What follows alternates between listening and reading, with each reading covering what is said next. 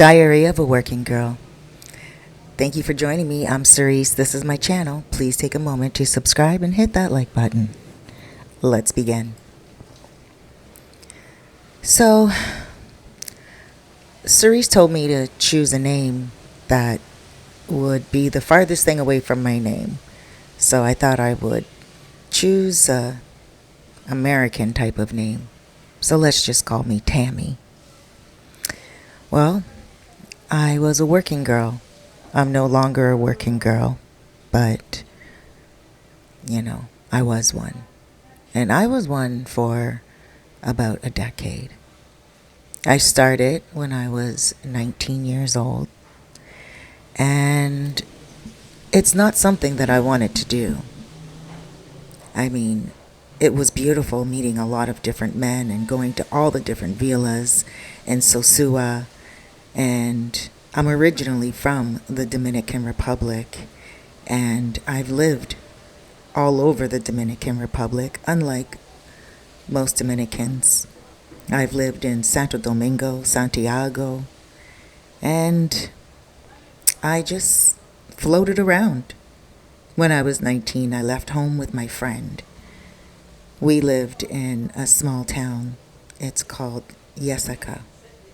It's located just before Santiago, kind of between Puerto Plata and Santiago, for those of you who know the island a little bit.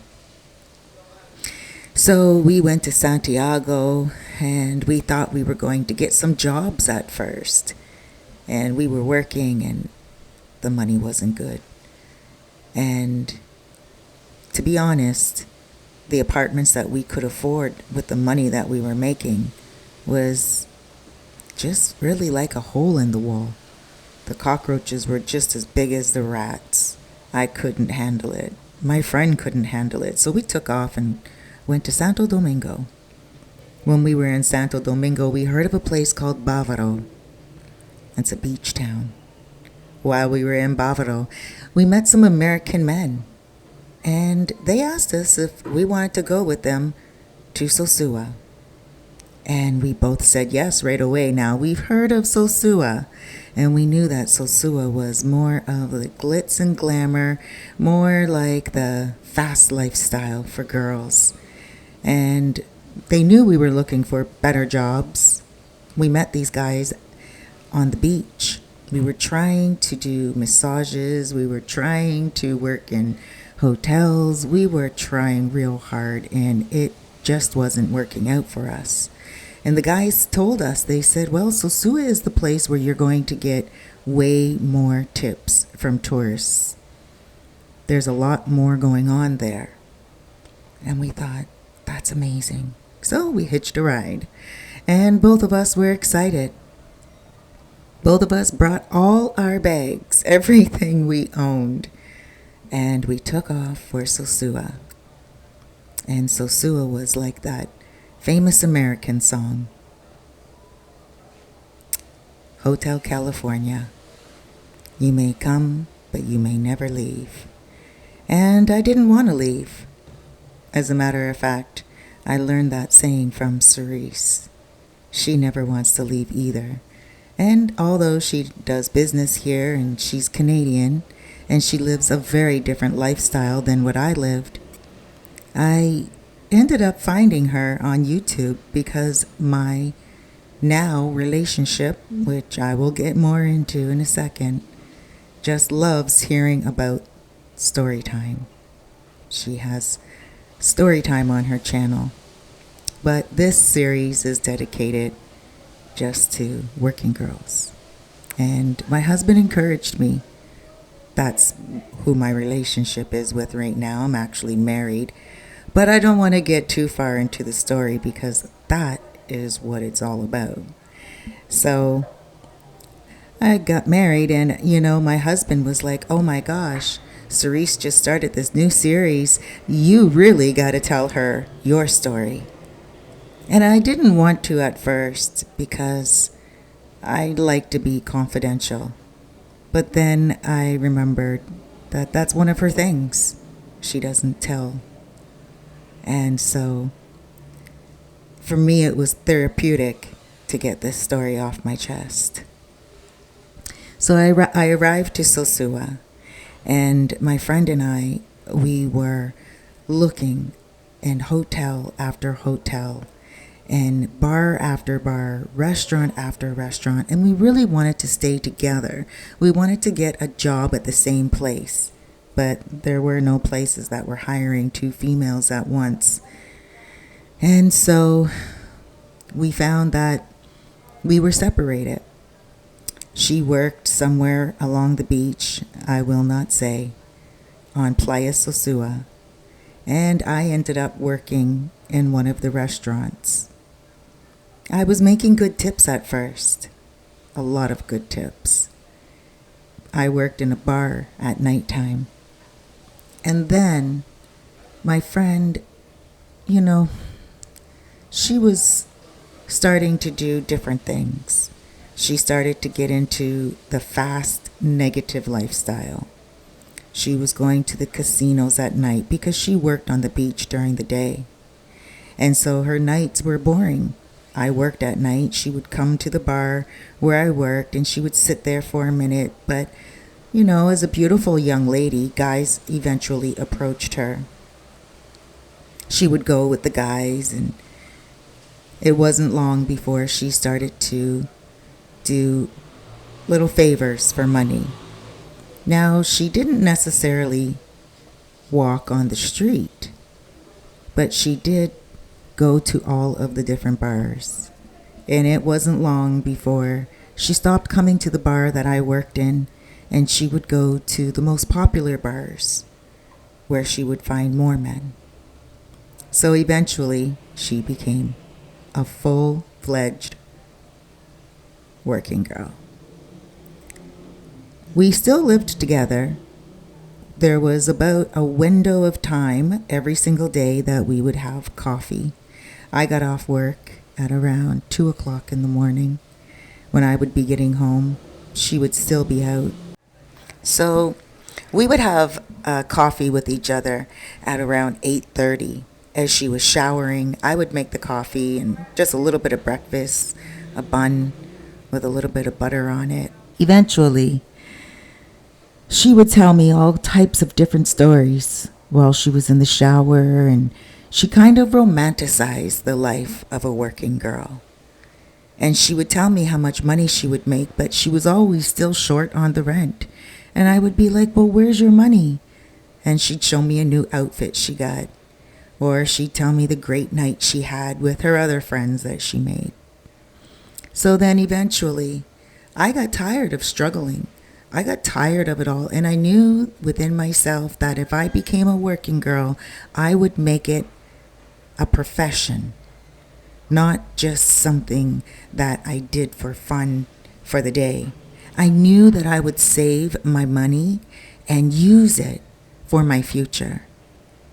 So I wasn't even afraid. I just felt to myself it's something that I had to do, and it's something that most of the girls were doing, and most of the girls that I was even working with was doing it, although they were there as waitresses at the bar and servers. That was their side hustle to get the men that were coming in the bar. It wasn't their first primary hustle, because as soon as they got off work, they would go home with one of the men that they met in the bar and get double pay. So I was seeing them get more money. I was seeing my friend get more money. And for me, I thought, I got to cut the Mary Poppins act, and I got to get myself into order, because if there's something that I want in my life, it is a promising future. And the money just wasn't cutting it. And not only that, some of the guests that were coming to the bar didn't want to tip a female that was not going to promise them much later on in the evening, if you know what I mean. So I started. My first guy was a customer that came to the bar, and he sat down and he said, "You're so beautiful." And I said, "Thank you very much." And he said, "How much do you charge?" And I didn't know really what to say, but I gave the same price that some of the girls behind the bar gave. And that was it. my business started. And that was it. My business started. And yes, it was a business. Trust me on that one. I ran it like a professional. I did not take anything as a joke. I made sure I treated the men just as well as they wanted to be treated.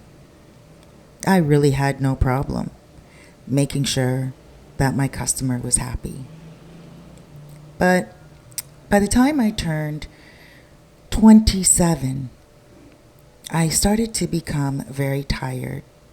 Now, I did have a business, and it was selling clothes and doing hair. I tried to do everything, but it wasn't selling enough, you know? And I also had a nice Pasola, which is a scooter. And I also had a condo. And that's very rare for a working girl to have all that. Now, I need to be honest about the condo. There was a guy that I was dating, and he really liked me, and he knew I was a working girl. He was an older man, and he owned a condo here. And he told me that he's getting tired of Sosua, and he met a new woman in the country he came from, and he won't be returning back to Sosua. And he told me that he could give me the condo if I just paid the property tax or the HOA fees every month. And it was $100 a month for HOA fees. And I was like, yes, of course. So I put that on the market and rented that out. And I continued to live in a humble little place in the Dominican area. And that was it. When I rented it out, I continued to pay the HOA fees that was paid to me from my clients that rented it out, my condo. So I had quite a lot for a working girl, And I was doing very well. And that's when I met my husband. And my husband, he was visiting here in the Dominican Republic. His uncle brought him here. Now, I didn't meet his uncle when I met him. And he fell in love with me. And I fell in love with him. I was so surprised that he would love me. He knew what I did. He hired me to do what I did. But we got along so well. We laughed, we smiled. We liked the same movies. He spoke Spanish. I speak English. Everything was perfect. He went back to America every now and again, but he couldn't wait to get back to me, and I couldn't wait for him to get back here. It was real love. If there's anything that I gained from being a working girl, it was the best man in the world. So now, we decide that I'm going to go to America. And he decided that he wanted to take me there and have me live there with him. I really was scared about that. I wasn't scared about working, as a working girl, but I was terrified about getting on a plane, going to a strange country, even though I've watched so many movies about the Americans, and I thought I could really go and walk those streets and be fine, and not walk the streets as in walk the streets, but just walk the streets as a normal average citizen. And I was so scared, but he did take me there for a visit first, and it just wasn't for me. I saw how the people worked for very little. I saw how the people were stressed. I saw how very few people were friendly. Now, this is not to say that Dominicans are friendlier or Americans are unfriendly. It's just to say that the tradition in the Dominican Republic is about friendliness. I think it has to do with less stress. So when I visited America, I made it clear to him that it's not a place that I would like to live in, and that if him and I were ever going to last, he would have to come here and live. He's not an old man, so there's no way that he could go into early retirement. I came up with a wonderful business idea, which I can't say what it is right now, but he believed in it. He sold his house and he moved here to be with me, and we've become very successful. Both of us. He raves about it every day to his family, and he's so excited about it. He brags about me a lot, and he feels that he has to, especially since I got caught. And this is what happened. So he told his mom that he was leaving America. He met a beautiful woman, me, and he wants to be with me for the rest of his life. And she was a little bit concerned at first, of course. She came for a visit with him, and she fell in love with me. But she saw what Sosua was all about, and she was like, wow, you are a very lucky young lady to not have ever had to be a working girl. She said, there are a lot of working girls everywhere, and I'm glad that my son got one of the good girls. And she just couldn't stop talking about the amount of working girls. Girls would walk by, minding their own business, doing their own thing, and she couldn't stop talking about them and saying negative things about them. And I just wanted to turn around and say to her, stop it. They're human beings trying to make money. I wanted to tell her, I was a working girl. Your son hired me. But I didn't want to because I just felt it was inappropriate. It wasn't her fault. It's not a world she came from. But she was still being very judgmental, and so it told me a little bit about her, and I just let it slide. When we were getting married, his whole family came down, and that's when I met his uncle for the second time. Now remember, I told you I did not meet his uncle when I met him. But I did meet his uncle before I met him. His uncle is the one that brought him here in the first place. His uncle was one of my customers before him. So of course, when the family came down for the wedding, the uncle came along. And of course, he is the person that's going to show the family around. He knows these streets like the back of his hand, and he knows what's going on in downtown Sosua and Cabarete and Plata and the Dominican Republic. It's his second home. That's how he boasts about it. And it is. Quite frankly, it definitely is. But when he saw me, he said, I know you, out loud in front of everyone. And it was around the pool at the hotel resort. My husband rented a beautiful boutique hotel here in Sosua, and he rented out all the rooms for his family. And we were all sitting around the pool, about to eat breakfast. It was a beautiful, beautiful location. Everything was perfect. I couldn't believe I was even being part of this. In my wildest dreams, I never thought that I would ever be considered to be close to a princess lifestyle. But our business was doing great, and we had already purchased a house, and his mom knew that I owned a condo. Of course, she didn't know how. And she saw that I had my own way of doing things, and she saw that her son was in good hands. So the family did give us their blessing until the uncle at breakfast time came straight out and said that, I know you. I effed you. Oh my gosh. I didn't remember him. I never remembered him. Like, I had him for one night. How am I supposed to remember this guy? But he made me remember. I said to him, I don't know what you're talking about. And he said out loud in front of 30 people. He said, nephew, I'm going to tell you right now, this girl she's a liar. She's being untruthful. She's not honest. This girl is a working girl. I had her. I'm telling you right now. I got her for $40 a few years ago. Don't let her lie to you. She's going to try to take you for everything you got. And the nephew just looked at his uncle and said, "Shut your mouth." And the uncle said, "What? You don't believe me? You don't believe me? This is a working girl.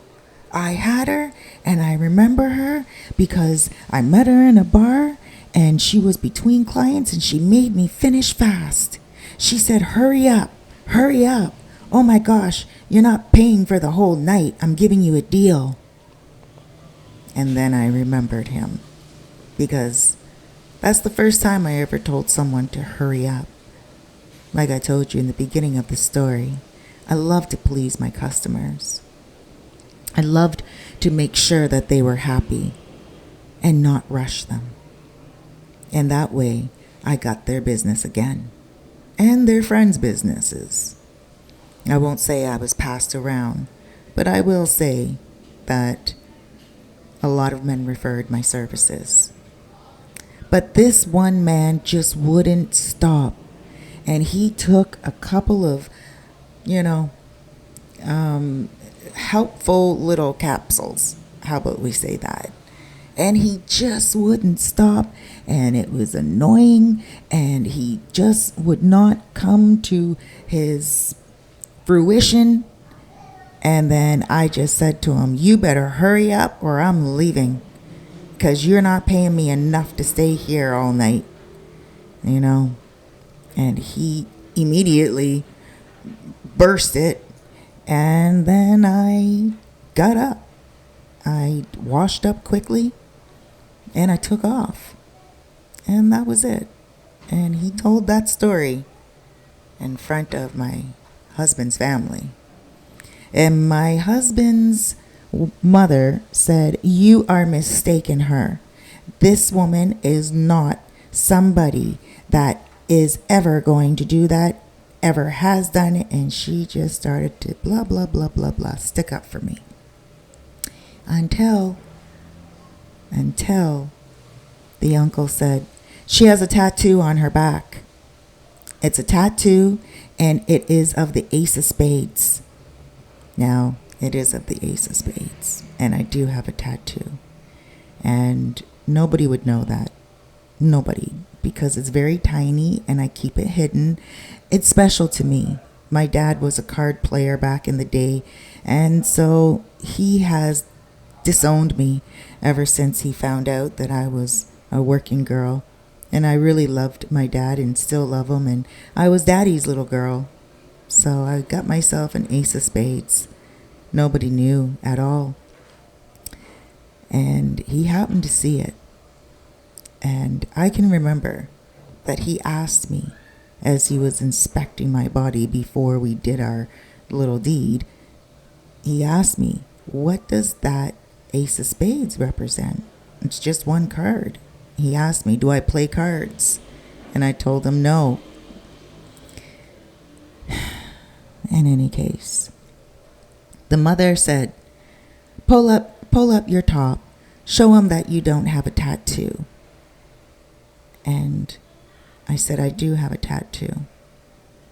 And he looked and he said, I told you, nephew, this girl is taking advantage of you. You can't trust this girl. I'm glad that I told you this before you got married to her."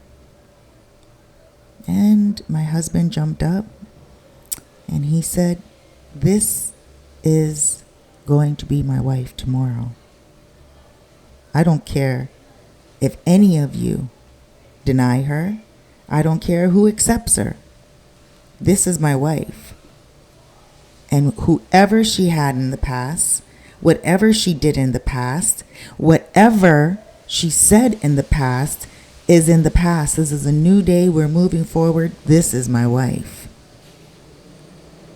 And the mother just looked around the table. She wouldn't catch eyes with me. But I got up and I went into the hotel room. I went into our little room and I cried because I thought my life was going to come to an end. everything that I was planning, everything that I was hoping, and I was prepared to just let it all go because, again, I had the business and I also had my condo, and I also had a good lifestyle. And I wasn't about to go back on the roads. I wasn't about to go. Not at all. My husband came into the room and he said, "I hope you're not crying." And I said, "Why?" And he said, "Over that? I hope that you are not allowing that to affect you. You are my woman. I am your man. And nobody is going to come between us." We are still together and going strong. We have 2 children and they're very happy. They're living the dream life that I think any children would ever want to live. His mom, well, she loves her grandchildren and she comes to visit quite often. As a matter of fact, she bought herself a condo here, so when she does come, she has her own spot to stay in. And for the uncle, well, he's not out of the family, but my husband really doesn't have any time for him because he's tried to embrace him into the family once again, but the uncle just doesn't seem to be able to let it go. He doesn't realize that we're in love and we're over it. The uncle, when we did try to let him in at one point, he was like, "You really love that girl? She's a working girl. Can't you get better? You can get better." And it's just not about that. It's about love for us. And I'm more than a working girl. I am a woman. And I also have a lot to offer. A lot of love, a lot of business sense, and I'm a good mom. I have a very good marriage, and my husband's family is very nice. I'm happy, and everything has ended well. And as a matter of fact, we start a new beginning each day. We promise ourselves that we will never allow the past to impede our future. If you have a woman that you love, do what my husband did and be with her and forget about the rest. You'll always find peace and happiness when you follow your heart. Well, guys, thank you so much for joining. I'm Cerise, and this was Diary of a Working Girl. Please wait for number 3. This is a series that we're going to be doing, and we're not going to stop. I gotta tell you, I'm enjoying this series because it is therapeutic for the working girls to get it off their chest. They know that I'm confidential, and they also know that their story is safe with me in regards to not letting anyone know who they are. If you have a story that you want to get off your chest, you can give me a shout. Alrighty, guys, take care. Take a moment to subscribe, hit that like button, comment, and share. Toma This. It's an online store that provides products that are cool, different, unique for your home, for your heart, and also for your health. This is a wonderful bottle right here with a natural crystal stone. This is great because a lot of people love to have a cool product that is very different from what anyone else has. So if you're into crystals and you're into health and you're into wonderful clean water, then you might as well get your hands on one of these. Give my product code and you will get it for $45. Buy 2 or more and you get a discount. This is Toma This. Send an email today with my reference code.